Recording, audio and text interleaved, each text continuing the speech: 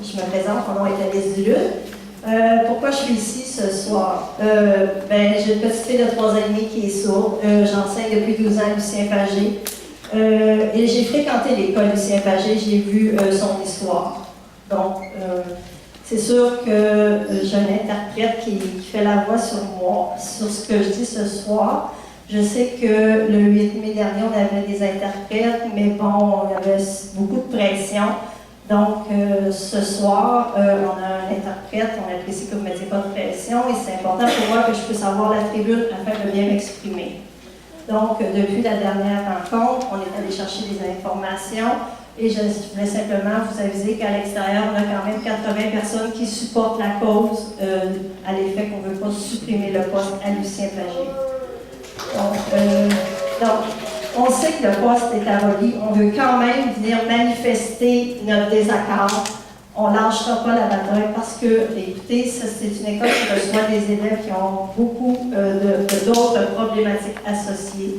Il ne faut pas oublier que Lucien Pagé, c'est l'école la troisième plus défavorisée de l'île de Montréal. Donc, le quartier Villeray, Saint-Michel par extension.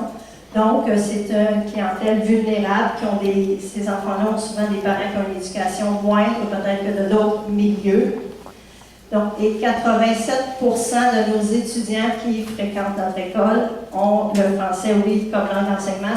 Par contre, c'est leur deuxième ou troisième langue et non pas leur langue maternelle.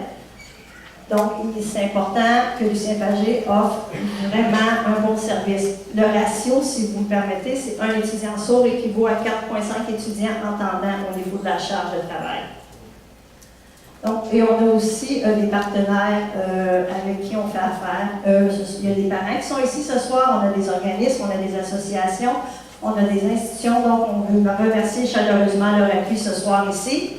Donc, si vous coupez ce poste, donc, il y en a 6 présentement, directeurs adjoints à Lucien Pagé. Si vous coupez le poste, il en reste 5. Donc, c'est 20% de tâches additionnelles à chacun des directeurs adjoints.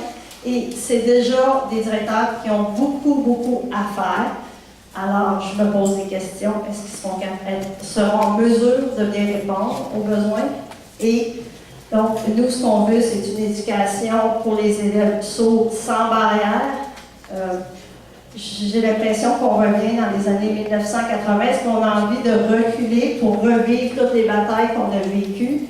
Et aujourd'hui, en 2013, il y a tellement de choses à offrir, de services à offrir. Donc, il y a plusieurs choses. On a des étudiants maintenant qui ont de l'autisme et tout ça. Donc, ils ont des besoins différents. Donc, il faut vraiment qu'on conserve ce poste-là parce qu'il a développé une expertise pour nos étudiants. Donc, nous, on a besoin de vous, en fait.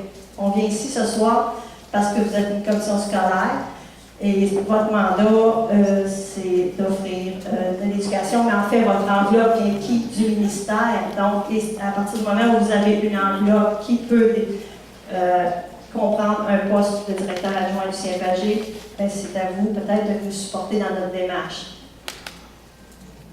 Donc, on voit qu'il y a d'autres écoles qui reçoivent des étudiants qui sont sourds, qui ont des déficiences intellectuelles légères, qui ont peut-être un mode de communication oraliste, mais on fait du clivage. Est-ce qu'on ne peut pas tous les réunir à Lucien Pagé? Donc, la CSDM dit qu'elle ne coupera pas dans les services directs aux élèves. Je ne pense pas que c'est réaliste quand vous dites ça. Ça touche vraiment à nos élèves lorsque vous coupez ce poste-là. J'ai perdu un petit peu le fil de mon idée. Attendez un instant.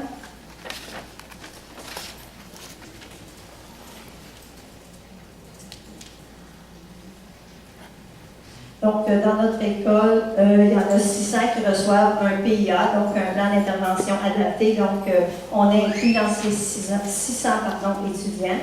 Donc, est-ce que les services seront de moins de qualité? Je pense que oui. Puis, il faut aussi penser à l'épuisement professionnel. Il faut quand même être rempli d'énergie pour bien passer le message, pour être vraiment productif avec nos élèves. C'est ici. Pardon. Donc, un directeur a plusieurs tâches. 26 municipalités, nos étudiants proviennent de 26 municipalités, 12 commissions scolaires.